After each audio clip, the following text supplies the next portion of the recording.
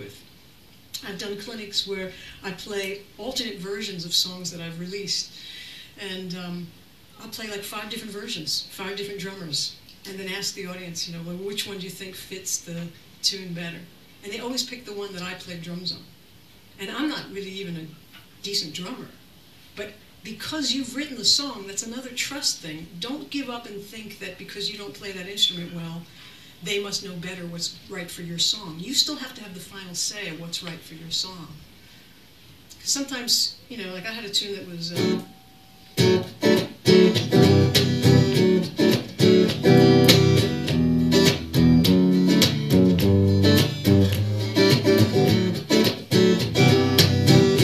and the first inclination was the drummer wanted to play along with that rhythm, and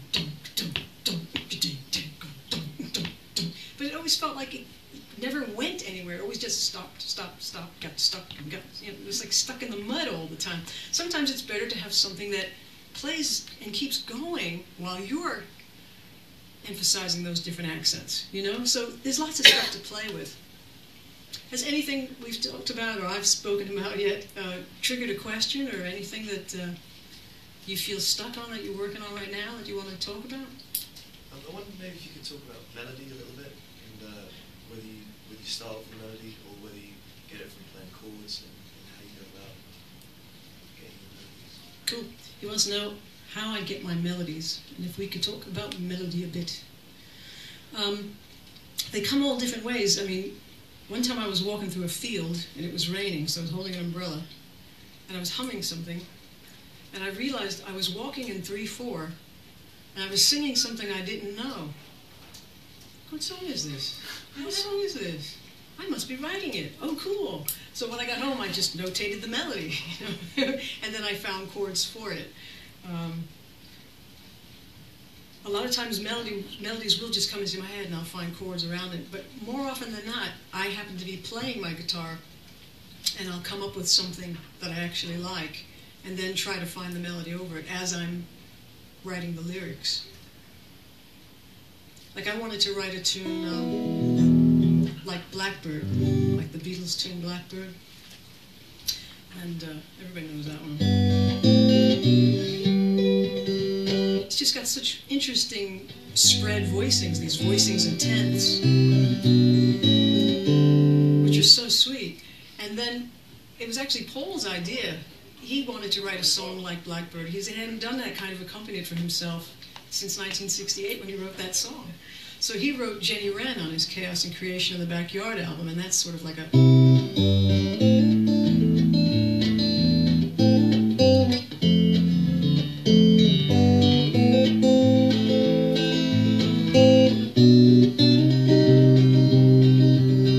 you know that song? It's really nice because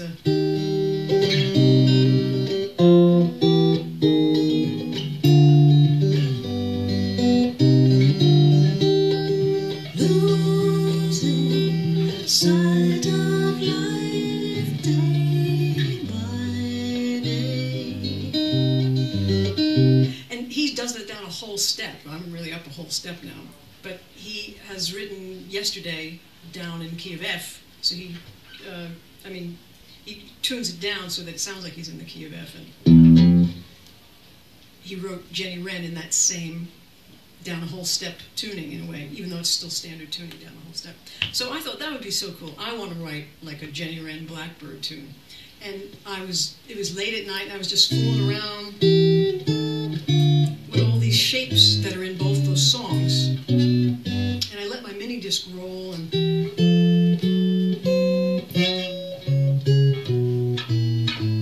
I thought, oh, I don't know, you know, whatever. One of these days I'll sort out and see if anything on here is good, and I'll see if I like it, you know. And I listened back the next day, and there was so much there that all it needed was a title and some lyrics. So it's another idea of, you know, you can't always trust your frame of mind. Sometimes you're too tired to know. And another thing that John Leventhal was saying once when he came and did a clinic here, he's a great producer. He works with Sean Colvin a lot, and he's married to Rosanna Cash. Roseanne Cash. Sorry. And he sometimes does a whole progression, does up the drum part, adds a bass, comes up with all kinds of things. He was playing with a mandolin and was playing all the way through it. You know how we just skate over the thing. We play the whole way through and we think, whatever, you're not impressed. He listened back to it, and then he heard the riff that he should use, and he got rid of everything else, and then he recorded what he wanted. And it turned out to be one of her hit songs off that A Few Small Repairs album, that Sonny Came Home. Down, down, down, down, down, down, down. You know, he didn't even hear that that was the riff to base that hang that whole song on, but afterwards he was able to hear that it was. So in a song like this, I have to decide, as I usually do I want to sing with what the top melody is doing? Or do I want to sing something counterpoint to it? And I like that choice. I like trying to decide what I'm going to do.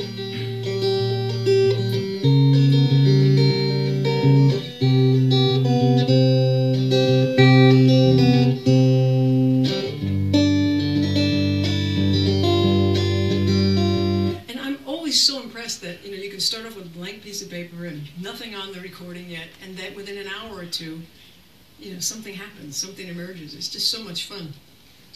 So, my niece's name is Gabriella, and we call her Bella. So I thought this might be like a nice little lullaby. I started thinking about her, and I started thinking I should call this Bellaby. And it's really a whole step down as well, so I'm doing a whole step up for you.